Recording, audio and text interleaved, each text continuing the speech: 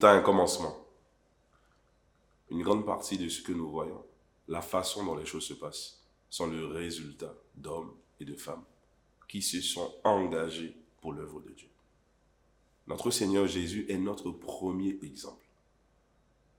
La grâce dont nous jouissons aujourd'hui nous a été donnée par le sacrifice de sa propre vie. Et depuis, cet héritage est transmis génération après génération. Je crois au pouvoir de l'héritage et de l'honneur envers Dieu d'abord et envers nos pères spirituels. En Guyane, 1 an, 3 ans, 6 ans, waouh, quelle grâce. Année après année, au fil du temps, nous voyons la grâce de Dieu dans nos vies. C'est la raison pour laquelle les gens se sacrifient aujourd'hui pour préparer la génération de demain. Un prix a été payé dans le passé, celui du sacrifice. Alors oui, nous pensons à nos enfants et aux enfants de nos enfants. N'oublions jamais que tout ce que nous faisons doit contribuer à un seul but, celui de faire comprendre à notre prochain l'amour immense de Dieu. Nous avons une grande responsabilité. Ta vie doit compter.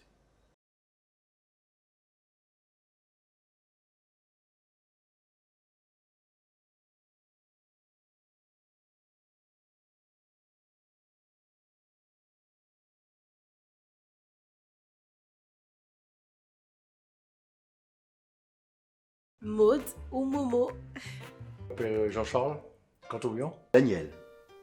Dan, Dani. Nathalie. Je m'appelle Olivier. Je m'appelle Linaise. Moi, c'est Claudia. Bonjour, voici Tati Esther. Bonjour, Lily, mais c'est Lindsay et Esther. Bruno. Daniel.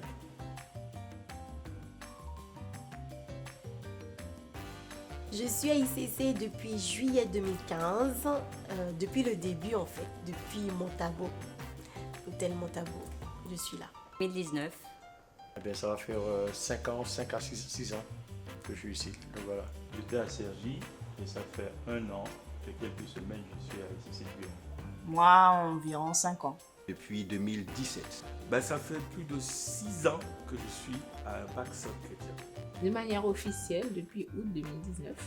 Je suis à l'église depuis juillet 2015.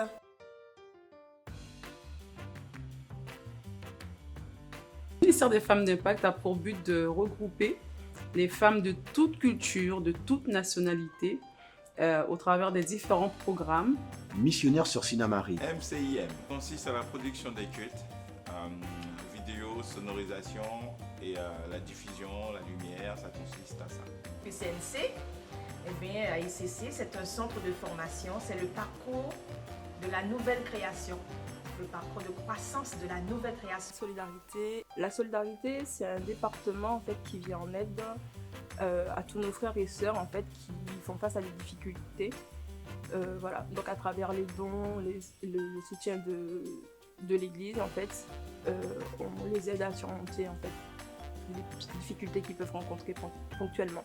Le ministère des hommes d'impact. Un cadre où les hommes se retrouvent, où on passe le temps dans la prière, dans l'échange, la communion fraternelle.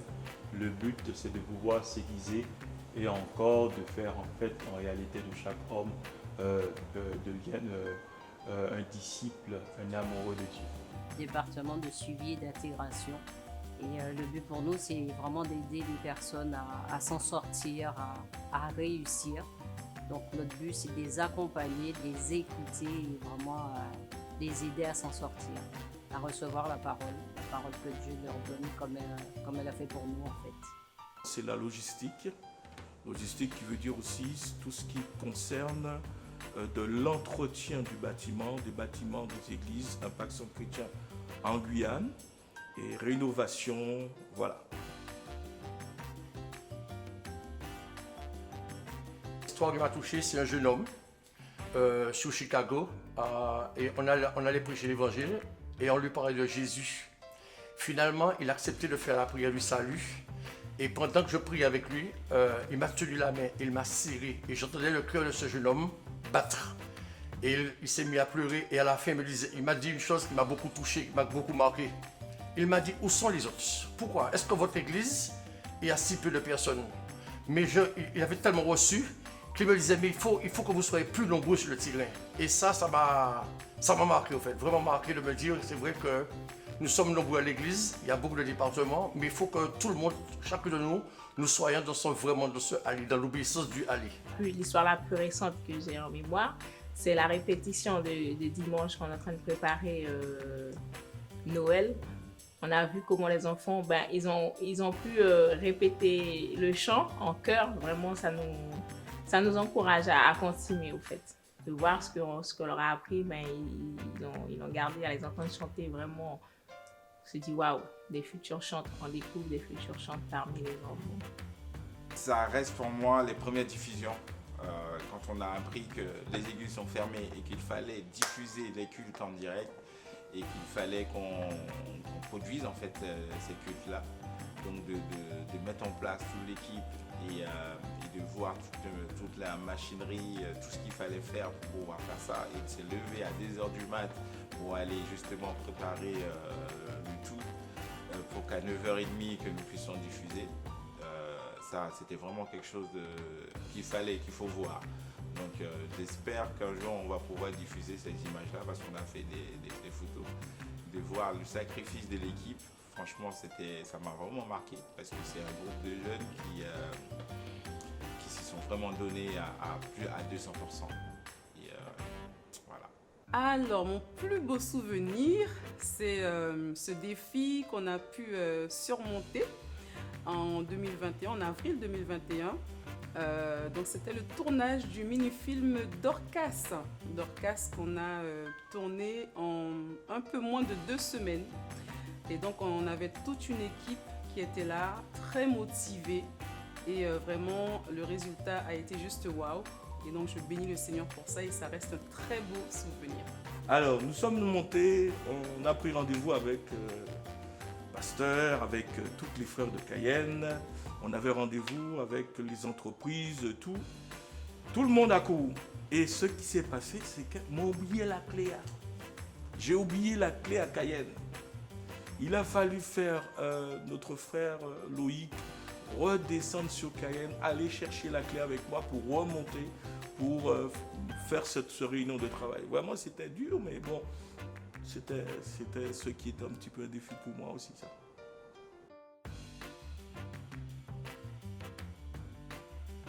Je suis à ma place parce que j'aime ce que je fais.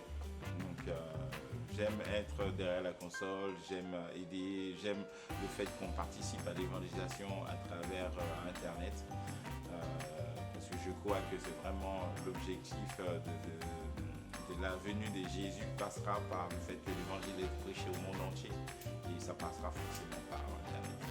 C'est de voir comment les enfants sont épanouis, au fait. Et puis je suis maman d'un petit garçon aussi qui est dans le département. De voir comment les enfants s'investissent, ils s'impliquent. Parce que très jeune, moi j'ai une vie vraiment très, très mouvementée, très jeune. Vraiment, j'ai connu la grosse délinquance et je témoigne parce que je suis libre de tout ça. J'ai connu les armes, j'ai fréquenté des milieux très dangereux. Moi, j'avais des carreaux personnes. Quelques tombaient, moi, je passais dessus. Mais je me souviens d'une chose, c'est que ma maman m'a toujours dit que tu seras serviteur de Dieu. Et elle m'a jamais lâché. Et lorsque Christ est entré dans ma vie, il a transformé ma vie. Aujourd'hui, cette compassion. Et c'est ce que je dis, hein. On doit avoir cette compassion de Christ pour pouvoir témoigner de l'évangile. Je me sens à ma place parce que vraiment, j'aime ça. Il faut aimer. Il faut aimer. C'est quelque chose que j'aime, de travailler. Et j'aime faire des choses qui sont bien. Et je suis très manuel. Et il y a d'autres frères qui travaillent avec moi aussi. On est très manuel et on aime ça. Et si tu aimes, tu vas te donner à fond. J'ai même un métier en fait où je viens en aide aux autres. Je pense que je suis à ma place donc, parce que j'aime aider les autres. J'aime surtout voir en fait le résultat en fait. Quand je vois que la personne qui fait état d'une difficulté, qui arrive à surmonter cette difficulté, j'aime surtout voir en fait l'après. Ce qui me motive à servir au sein de ce département, au sein de ce ministère, c'est vraiment le fait que les femmes soient épanouies. Je sens à ma place parce que simplement j'ai compris que le prix d'une vie, c'est une vie.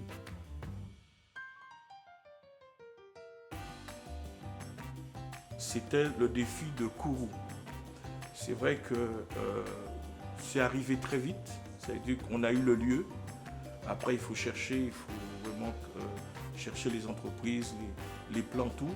Mais c'est notre défi pour 2021 a été Kourou, pour mettre en place les travaux de Kourou et suivre ces travaux.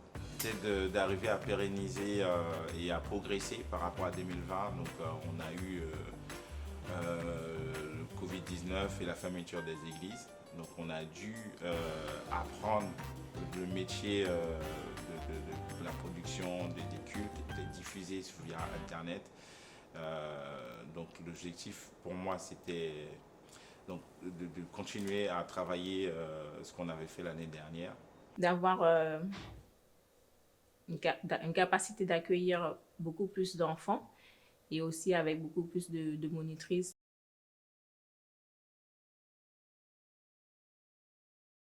Je t'invite, mon frère, hein, ma soeur, toi qui es jeune, je t'invite à nous rejoindre. L'évangélisation, comme je disais, c'est la simplicité.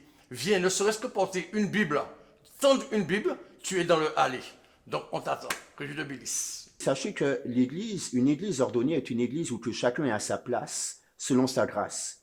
Si tu vois qu'au sein de l'église, qu'il y a un battement de cœur, il y a une grâce qui est déposée sur ta vie, ne retiens plus. Nous avons besoin de toi, en tant que missionnaire, certainement, ou dans un autre département. Et je t'inviterai simplement à continuer à chercher Dieu pour que tu puisses libérer la grâce que Dieu a déposée sur ta vie. Dieu a besoin du monde, en fait, pour son royaume. Ne pensez pas que vous n'avez pas des capacités. Dieu a déposé des choses en vous.